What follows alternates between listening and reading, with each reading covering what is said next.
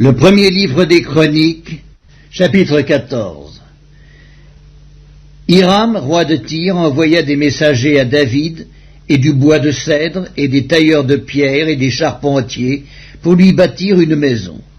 David reconnut que l'Éternel l'affermissait comme roi d'Israël, et que son royaume était haut élevé à cause de son peuple d'Israël.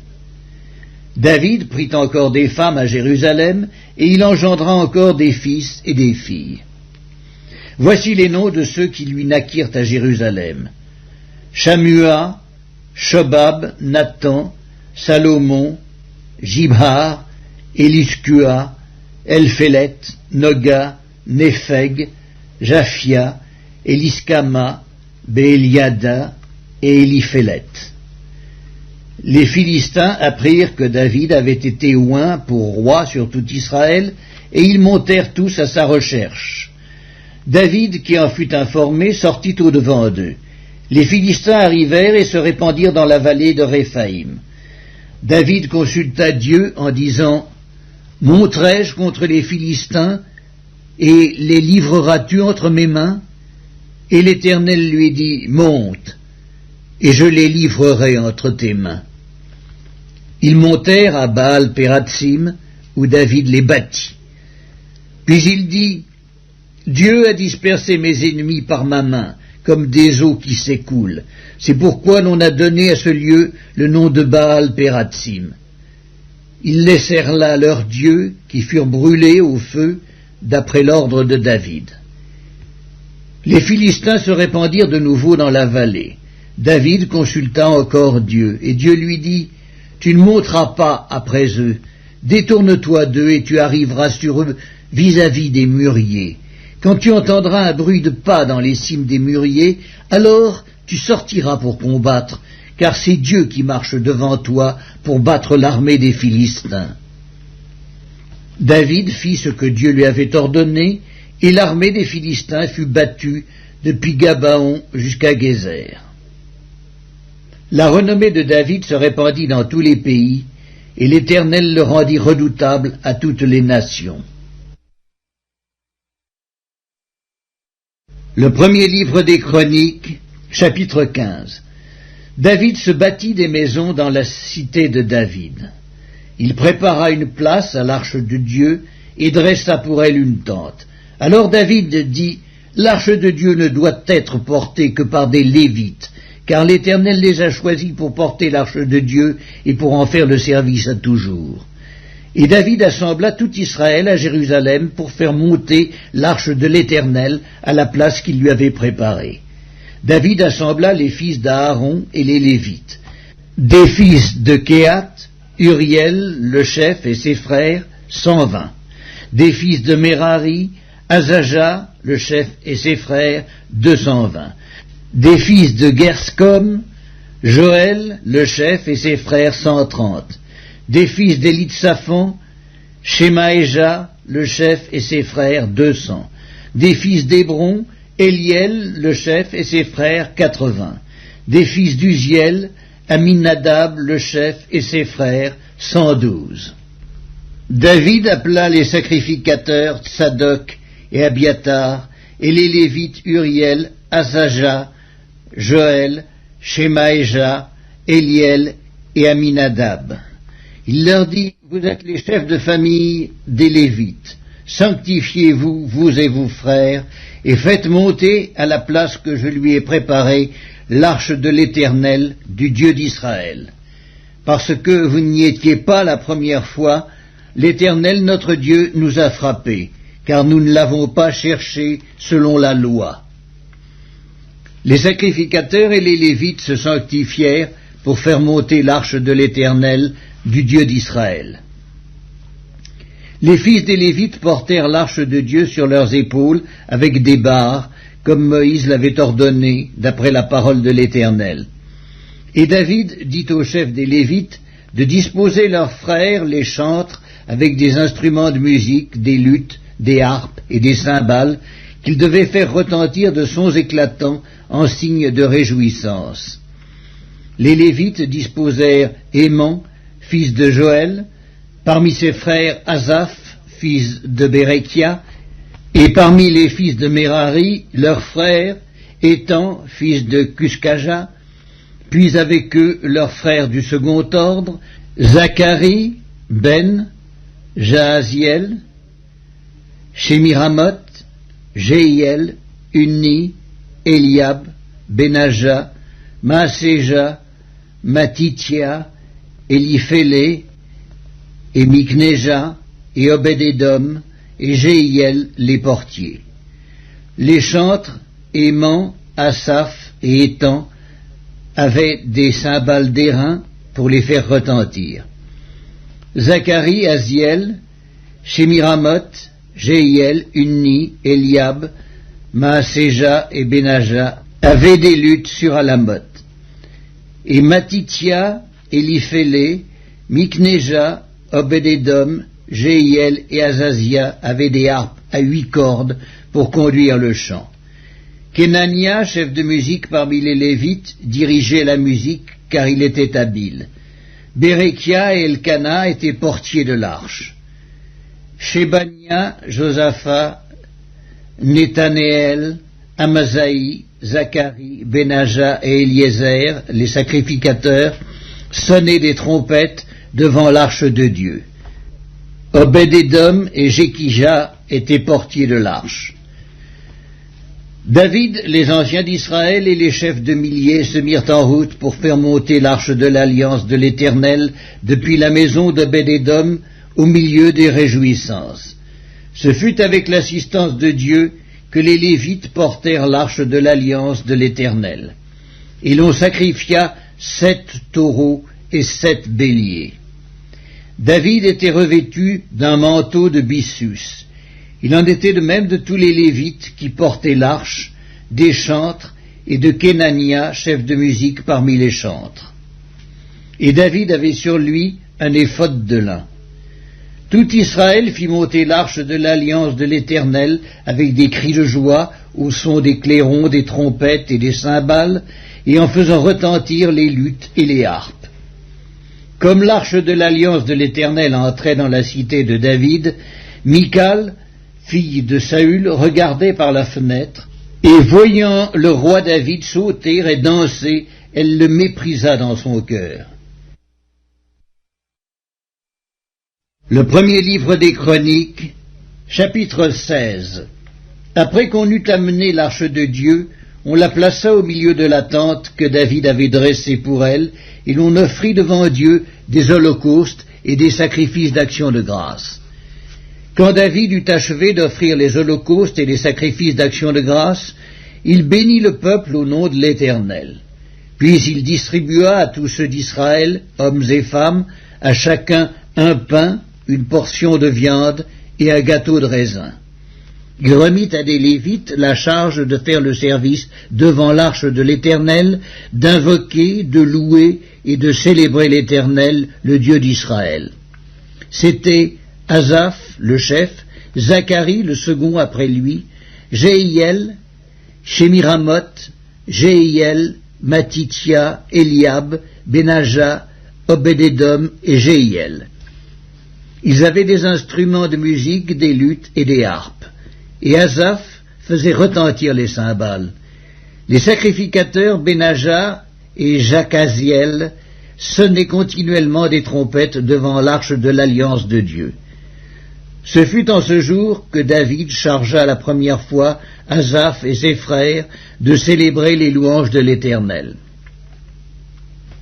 Louez l'Éternel, invoquez son nom, faites connaître parmi les peuples ses hauts faits, chantez, chantez en son honneur, parlez de toutes ses merveilles, glorifiez-vous de son saint nom, que le cœur de ceux qui cherchent l'Éternel se réjouisse.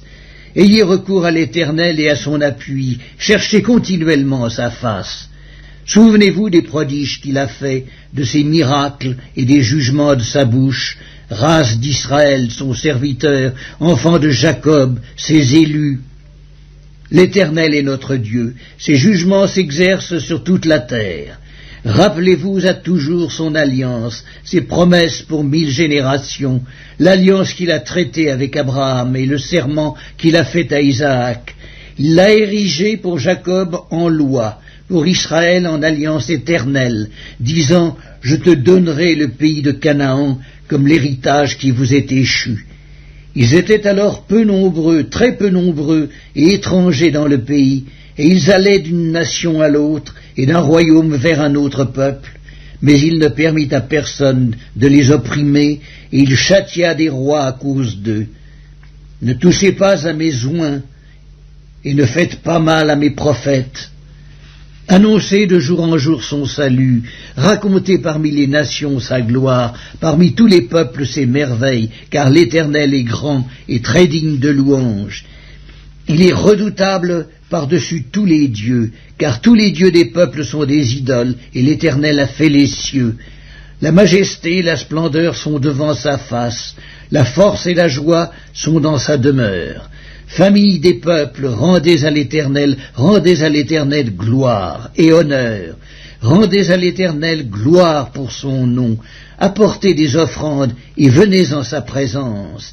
Prosternez-vous devant l'Éternel avec de saints ornements. Tremblez devant lui, vous tous, habitants de la terre. Le monde est affermi, il ne chancelle point. Que les cieux se réjouissent et que la terre soit dans l'allégresse. Que l'on dise parmi les nations, l'Éternel règne. Que la mer retentisse avec tout ce qu'elle contient. Que la campagne s'égaie avec tout ce qu'elle renferme.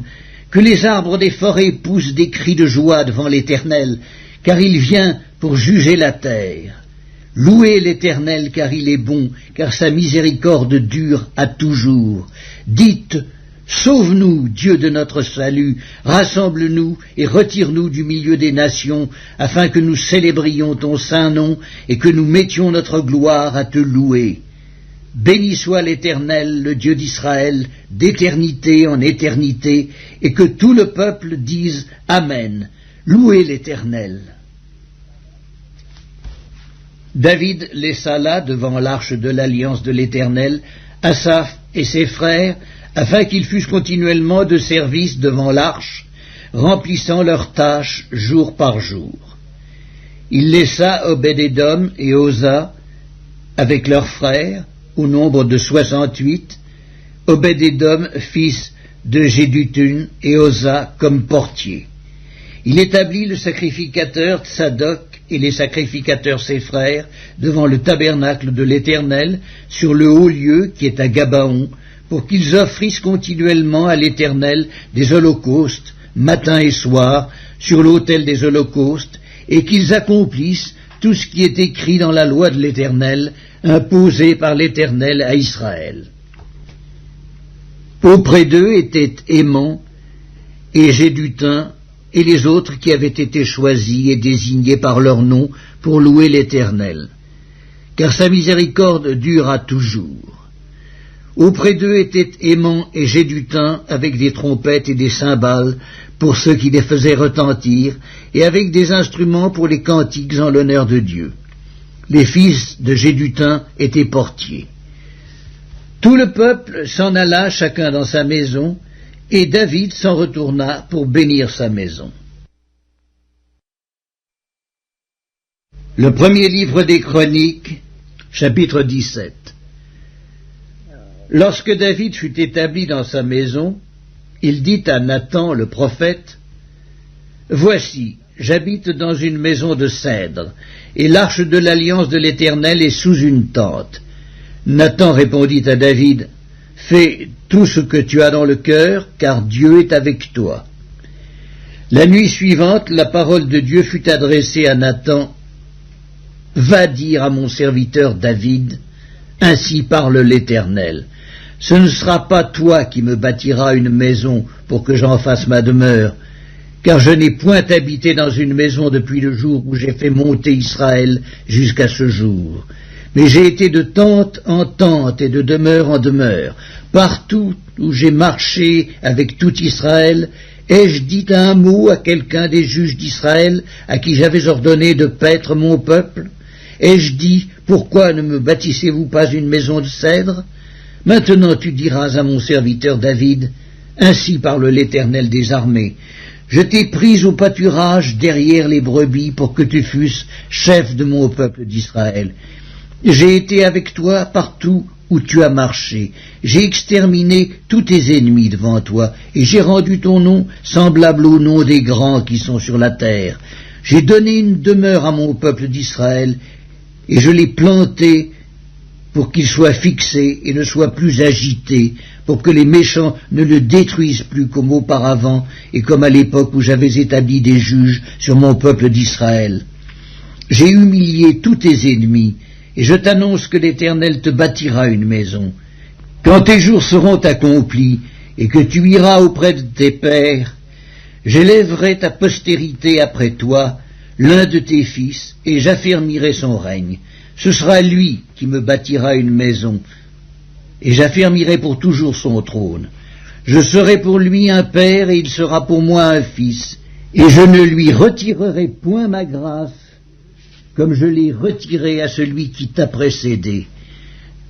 Je l'établirai pour toujours dans ma maison et dans mon royaume, et son trône sera pour toujours affermi. Nathan rapporta à David toutes ces paroles et toute cette vision. Et le roi David alla se présenter devant l'Éternel et dit, « Qui suis-je, Éternel Dieu, et quelle est ma maison pour que tu m'aies fait parvenir où je suis ? C'est peu de choses à tes yeux, ô Dieu. Tu parles de la maison de ton serviteur pour les temps à venir, et tu daignes porter les regards sur moi à la manière des hommes, toi qui es élevé, Éternel Dieu. Que pourrait te dire encore David sur la gloire accordée à ton serviteur? Tu connais ton serviteur, ô Éternel. C'est à cause de ton serviteur et selon ton cœur que tu as fait toutes ces grandes choses pour les lui révéler. Ô Éternel, nul n'est semblable à toi, et il n'y a point d'autre Dieu que toi, d'après tout ce que nous avons entendu de nos oreilles. Est-il sur la terre une seule nation qui soit comme ton peuple d'Israël, que Dieu est venu racheter pour en former son peuple, pour te faire un nom et pour accomplir des miracles et des prodiges, en chassant des nations devant ton peuple que tu as racheté d'Égypte? Tu as établi ton peuple d'Israël pour qu'il fût ton peuple à toujours. Et toi, Éternel, tu es devenu son Dieu. Maintenant, ô Éternel, que la parole que tu as prononcée sur ton serviteur et sur sa maison subsiste éternellement et agit selon ta parole. Qu'elle subsiste afin que ton nom soit à jamais glorifié et que l'on dise « L'Éternel des armées, le Dieu d'Israël, est un Dieu pour Israël » et que la maison de David, ton serviteur, soit affermie devant toi, car toi-même, ô mon Dieu, tu as révélé à ton serviteur que tu lui bâtirais une maison. C'est pourquoi ton serviteur a osé prier devant toi. Maintenant, ô Éternel, tu es Dieu et tu as annoncé cette grâce à ton serviteur. Veuille donc bénir la maison de ton serviteur, afin qu'elle subsiste à toujours devant toi. Car ce que tu bénis, ô Éternel, est béni pour l'éternité. Le premier livre des Chroniques, chapitre 18. Après cela, David battit les Philistins et les humilia, car il enleva de la main des Philistins Gath et les villes de son ressort. Il battit les Moabites, et les Moabites furent assujettis à David, et lui payèrent un tribut. David battit Hadarezer, roi de Tsoba, vers Hamath, lorsqu'il alla établir sa domination sur le fleuve de l'Euphrate. David lui prit 1000 chars, 7000 cavaliers et 20 000 hommes de pied. Il coupa les jarrets à tous les chevaux de trait et ne conserva que 100 attelages. Les Syriens de Damas vinrent au secours d'Hadarezer, roi de Tsoba, et David battit 22 000 Syriens. David mit des garnisons dans la Syrie de Damas. Et les Syriens furent assujettis à David et lui payèrent un tribut. L'Éternel protégeait David partout où il allait, et David prit les boucliers d'or qu'avaient les serviteurs d'Hadarezer et les apporta à Jérusalem. David prit encore une grande quantité d'airain à Tipkat et à Cune, ville d'Hadarezer. Salomon en fit la mer d'airain, les colonnes et les ustensiles d'airain. Tohu, roi de Hamath, apprit que David avait battu toute l'armée d'Adarézer, roi de Tsoba, et il envoya Adoram, son fils, vers le roi David, pour le saluer et pour le féliciter d'avoir attaqué Adarézer et de l'avoir battu, car Tohu était en guerre avec Adarézer. Il envoya aussi toutes sortes de vases d'or, d'argent et d'airain. Le roi David les consacra à l'Éternel, avec l'argent et l'or qu'il avait pris sur toutes les nations, sur Édom, sur Moab, sur les fils d'Ammon, sur les Philistins et sur Amalek. Abiscaï, fils de Tseruja, bâtit dans la vallée du sel 18 000 Édomites. Il mit des garnisons dans Édom, et tout Édom fut assujetti à David. L'Éternel protégeait David partout où il allait. David régna sur tout Israël et il faisait droit et justice à tout son peuple. Joab, fils de Tseruja, commandait l'armée. Josaphat, fils d'Achilud, était archiviste. Tsadok, fils d'Achitub, Abimélec, fils d'Abiatar, était sacrificateur. Shavshka était secrétaire. Benaja, fils de Jéhojada, était chef des Kérétiens et des Pélétiens.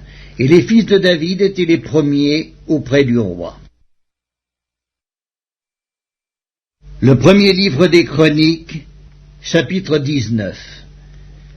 Après cela, Nakasque, roi des fils d'Ammon, mourut, et son fils régna à sa place. David dit, « Je montrerai de la bienveillance à Hanun, fils de Nakasque, car son père en a montré à mon égard. » Et David envoya des messagers pour le consoler au sujet de son père. Lorsque les serviteurs de David arrivèrent dans le pays des fils d'Ammon, auprès de Hanun, pour le consoler, les chefs des fils d'Ammon dirent à Hanun, « Penses-tu que ce soit pour honorer ton père que David t'envoie des consolateurs? N'est-ce pas pour reconnaître la ville et pour la détruire et pour explorer le pays que ces serviteurs sont venus auprès de toi ?» Alors Hanun saisit les serviteurs de David, les fit raser et fit couper leurs habits par le milieu jusqu'au haut des cuisses. Puis il les congédia. David, que l'on vint informer de ce qui était arrivé à ces hommes, envoya des gens à leur rencontre car ils étaient dans une grande confusion. Et le roi leur fit dire, « Restez à Jéricho jusqu'à ce que votre barbe ait repoussé et revenez ensuite. » Les fils d'Ammon virent qu'ils s'étaient rendus odieux à David, et Hanun et les fils d'Ammon envoyèrent 1000 talents d'argent pour prendre à leur solde des chars et des cavaliers chez les Syriens de Mésopotamie et chez les Syriens de Maaka et de Tsoba. Ils prirent à leur solde 32 000 chars et le roi de Maaka avec son peuple, lesquels vinrent camper devant Médéba. Les fils d'Ammon se rassemblèrent de leur ville et marchèrent au combat. À cette nouvelle, David envoya contre eux Joab et toute l'armée, les hommes vaillants. Les fils d'Ammon sortirent et se rangèrent en bataille à l'entrée de la ville. Les rois qui étaient venus prirent position séparément dans la campagne. Joab vit qu'il avait à combattre par devant et par derrière. Il choisit alors sur toute l'élite d'Israël un corps qu'il opposa aux Syriens. Et il plaça sous le commandement de son frère Abiscaï le reste du peuple pour faire face aux fils d'Ammon.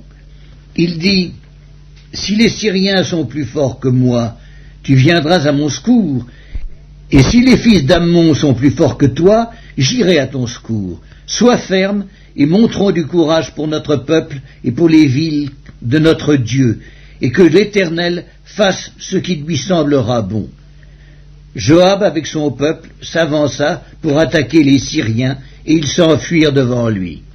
Et quand les fils d'Ammon virent que les Syriens avaient pris la fuite, ils s'enfuirent aussi devant Abiscaï, frère de Joab, et rentrèrent dans la ville, et Joab revint à Jérusalem. Les Syriens, voyant qu'ils avaient été battus par Israël, envoyèrent chercher les Syriens qui étaient de l'autre côté du fleuve. Et Scophak, chef de l'armée d'Adarézer, était à leur tête. On l'annonça à David, qui assembla tout Israël, passa le Jourdain, marcha contre eux, et se prépara à les attaquer. David se rangea en bataille contre les Syriens. Mais les Syriens, après s'être battus avec lui, s'enfuirent devant Israël. David leur tua les troupes de 7000 chars et 40 000 hommes de pied, et il fit mourir Scopac, chef de l'armée. Les serviteurs d'Adarézer, se voyant battus par Israël, firent la paix avec David, et ils lui furent assujettis. Et les Syriens ne voulurent plus secourir les fils d'Ammon. Le premier livre des Chroniques,